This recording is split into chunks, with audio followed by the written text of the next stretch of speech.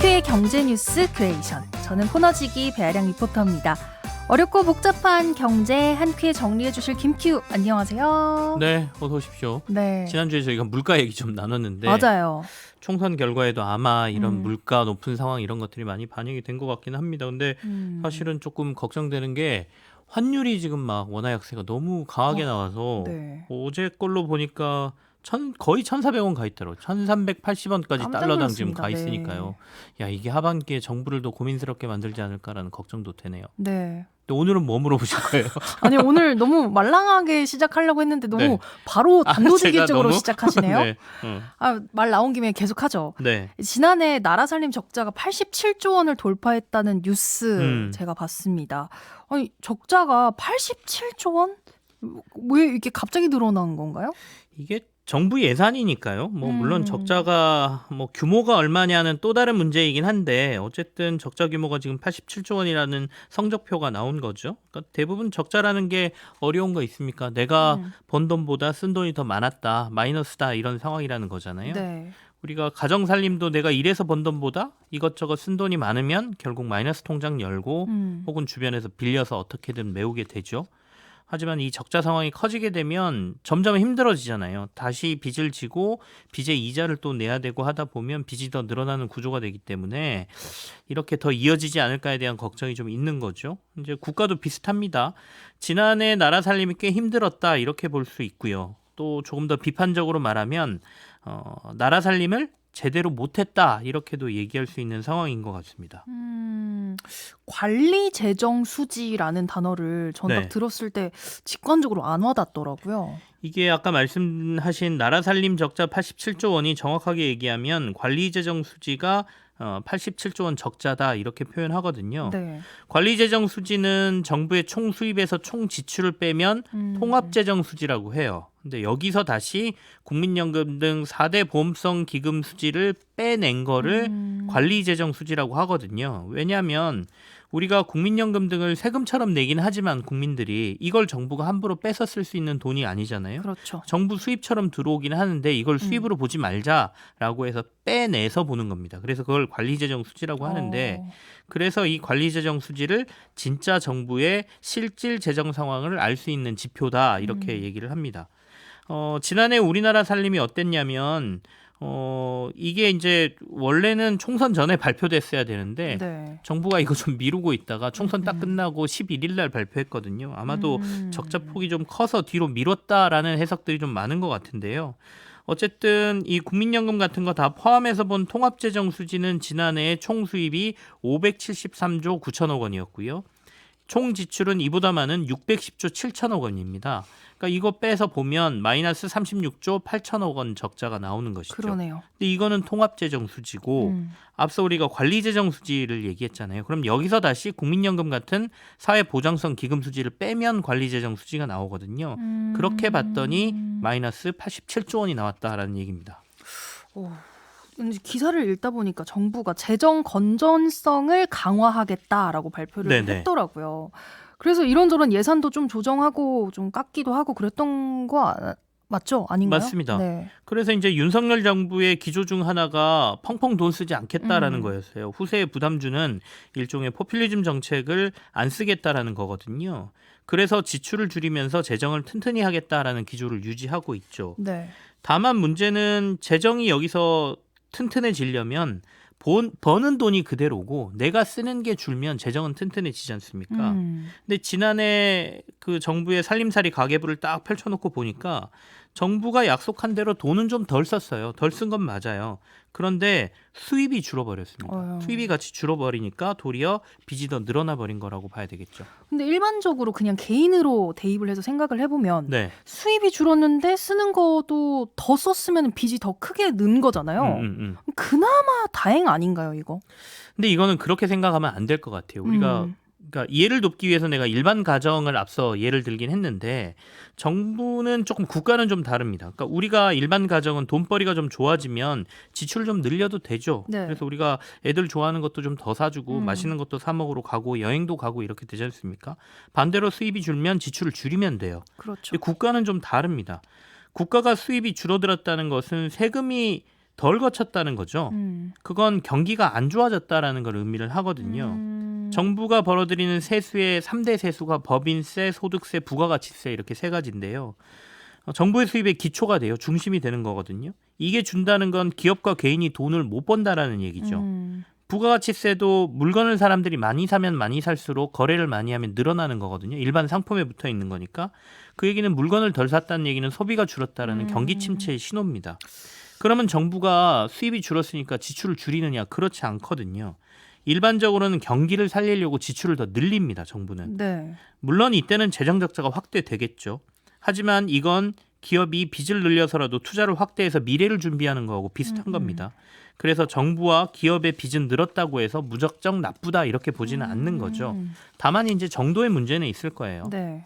그리고 이제 반대 상황이 오면 경기가 좋아져서 정부의 세수가 늡니다. 수입이 확 늘어났다는 거예요. 네. 그럼 우리가 일반 가정처럼 와, 돈 많이 들어왔다 그러고 여행 다니고 돈 더 쓰고 차 바꾸고 이러는 게 아니라 거꾸로 어려울 때 늘렸던 지출을 줄이고 빚을 좀 갚고 그러면서 재정 건전성을 추구하는 게 국가의 살림살이거든요.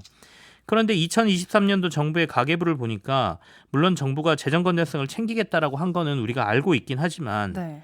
경기를 살리려고 재정도 투입 안 했고 쓰겠다고 한 지출도 줄인 상황인데 들어올 돈도 덜 들어와 버리니까 빚은 더 크게 늘어난 상황. 아까 말씀드린 87조 원의 적자가 나온 상황인 거죠. 이 여러 가지 케이스로 들으니까 이제 조금 이해가 되는데요. 네. 정부 입장에서는 그래도 수입이 이만큼 줄어들 줄 몰랐다. 사실 이렇게 얘기할 수 있는 부분 아닐까요?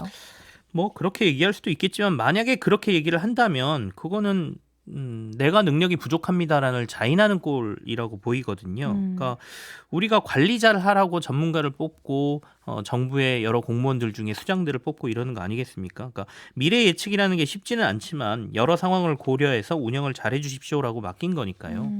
그리고 세부적으로 왜 정부의 세수가 이렇게 줄었냐를 바라보고 있으면 사실 어느 정도 정부 세수가 감소하는 거는 다들 예측을 하고 있었어요. 왜냐하면 앞서 이제 정부의 3대 수입, 법인세, 소득세, 부가가치세 말씀을 드렸는데 정부가 이미 법인세를 많이 낮춰줬잖아요. 네. 그렇다 보니까 법인세는 기본적으로 줄어들 가능성이 있었던 상황에서 글로벌 경기도 안 좋아졌죠. 그럼 기업들의 성적표가 안 좋아지죠. 그러면 법인세 또 줄거든요. 그리고 부동산 경기 침체돼 있죠. 또 부동산 관련 여러 규제들 풀어주면서 부동산 양도소득세 이런 것들도 낮춰졌단 말이에요. 네. 그러면 뭐 이미 거기서 덜 들어올 걸 예상이 됐었고 유류세 감면 조치 지금도 유지되고 있죠.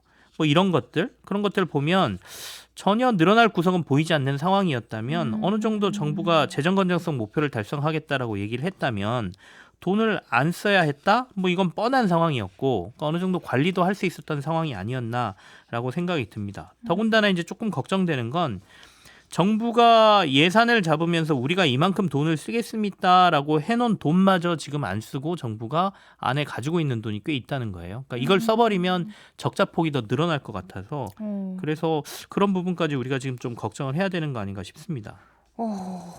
일단 좀 여러 가지 복잡하게 얽혀 있는 것 같은데요. 네. 제가 정부를 대변하는 건 아닙니다. 네네. 저는 그냥 중간이에요. 네. 중간에서 말씀을 드리자면 그래도 관리 재정 수지가 2022년에 비해서는 작년에 30조 원 줄었다고 했어요.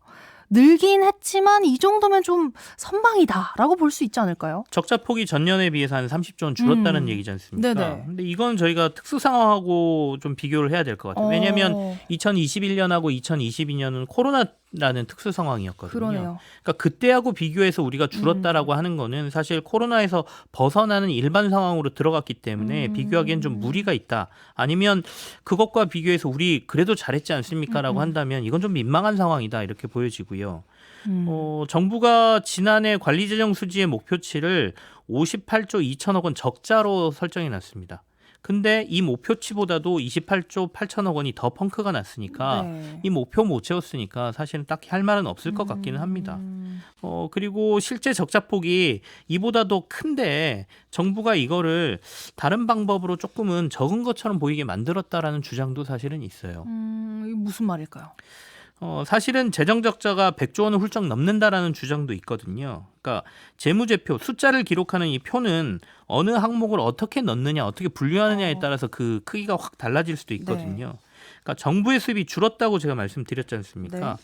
정부가 당초 예산안에 기록한 정부 수입보다 실제 들어온 수입은 51조 8천억 원이나 줄었거든요. 그러면 세수가 이만큼 줄었으면 정부의 적자폭도 이만큼 확 늘어야 되는데 이거보다 덜 늘었다는 거예요. 그래서 사람들이 왜 이렇게 덜 늘었지? 적자폭이 더 늘어났어야 할 것 같은데 라고 네. 자세히 뜯어보니까 국가가 국가 통계에 들어가지 않는 자금을 끌어와서 적자를 메우고 또는 지출해야 될 돈을 덜 써서 내부에 놔두면서 적자가 덜 커진 것처럼 보이게 만든 거라는 의구심을 좀 받습니다. 그러니까 외부에서 끌었다고 의심받는 거는 외평기금인데요. 이걸 외국환 평형기금의 줄임이거든요. 네. 그러니까 원달러 환율 아까 급변동 말씀드렸는데 환율이 이렇게 상황이 안 좋아지면 이 돈을 써가지고 외환시장 안정화를 조금 추구하라고 따로 빼놓은 돈이 있습니다. 근데 정부가 세수가 부족하니까 이 돈을 끌어다 쓰는 거예요. 근데 이걸 끌어다 쓴 거는 이 아까 정부의 가계부에는 표시가 안 됩니다. 네. 그러니까 이것도 빚으로 보면 도리어 적자폭이 더 컸을 것이다 이렇게 보는 그러게요. 거고요. 두 번째는 정부가 앞서 잠깐 언급드렸는데 이미 예산안 짜면서 우리가 여기에 이만큼 쓰겠습니다라고 국회에 승인받은 건 써야 되거든요. 근데 이걸 안 쓰고 그냥 놔두는 거예요. 왜냐하면 써버리면 적자폭 더 늘어나니까. 그래서 이걸 불용 예상이라고 하는데 이것도 꽤 많이 안 쓰고 정부가 놔둬서 지금 경기도 안 좋은데 쓸 돈마저 안 쓰고 그냥 놔둔 거 아니냐라는 의구심도 받고 있는 상황입니다. 어려울 땐 정부가 이런저런 지출로 좀 마중물이 되어줘야 될 것 같은데 네. 정부 주머니 사정이 안 좋아졌다니까 저도 국민의 한 사람으로서 걱정이 좀 됩니다.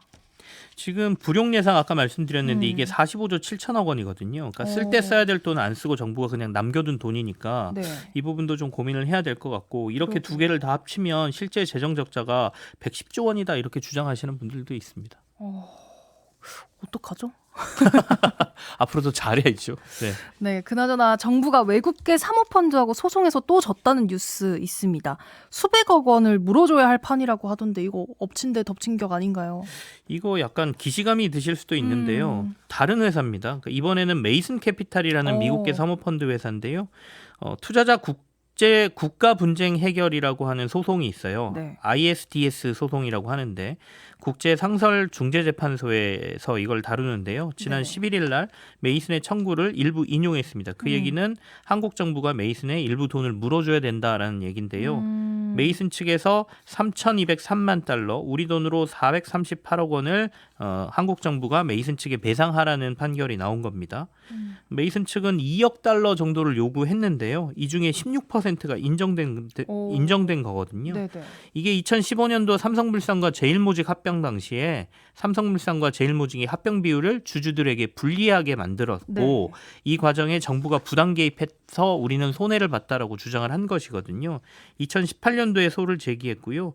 2,258억 원 정도를 물어달라고 했는데 여기에다가 연복리 5% 이자를 적용을 하거든요. 그렇다 보니까 전체 금액에서 한 16% 정도를 정부가 물어내야 된다라는 지금 판결이 나온 겁니다. 우리 돈으로 438억 원 정도 됩니다. 이거 다 물어줘야 되는 건가요? 일단은 법무부가 아마 취소 소송을 제기할 겁니다. 왜냐하면 앞서 제가 기시감 얘기를 했던 게 지난해 6월에 엘리언 매니지먼트라는 또 외국계 사모펀드 회사가 비슷한 소송에서 승소 판단을 받았어요. 네. 이때는 한 9,900억 원 정도 우리한테 배상해줘라고 했는데 7% 정도 인정을 받았거든요. 690억 정도를 한국 정부가 배상하라는 판결이 이미 나온 바 있습니다. 근데 정부에서 그러니까 우리 법무부가 이거 취소 소송을 지금 제기한 상태거든요. 그러니까 법정으로 계속 끌고 가면서 어떻게든 안 주거나 이 금액을 줄이려고 할 겁니다. 근데 배상액 인정 범위가 이번에 조금 달라져서 도리어 메이슨 측은 더 올라갔잖아요. 그러니까 엘리언 매니지먼트는 아까 전체 자기들이 요구한 것 중에 7%만 인정받았는데 메이슨 캐피탈은 16% 인정받았거든요. 네. 그러니까 물론 더 크게 불렀을 수도 있고 엘리언 매니지먼트가 그래서 이 부분에 대한 인정 범위 이런 것들 좀 더 자세히 들여다봐야 될 테고 판결문 등을 좀 보고 아마 논점을 앞으로 소송에 어떻게 제기할 것이냐 이런 거 고민하면서 법무부가 아마 취소 소송을 제기할 것으로 보입니다. 잘 풀렸으면 좋겠습니다. 네, 오늘 이런 돈이라도 덜 줘야죠. 그러니까요.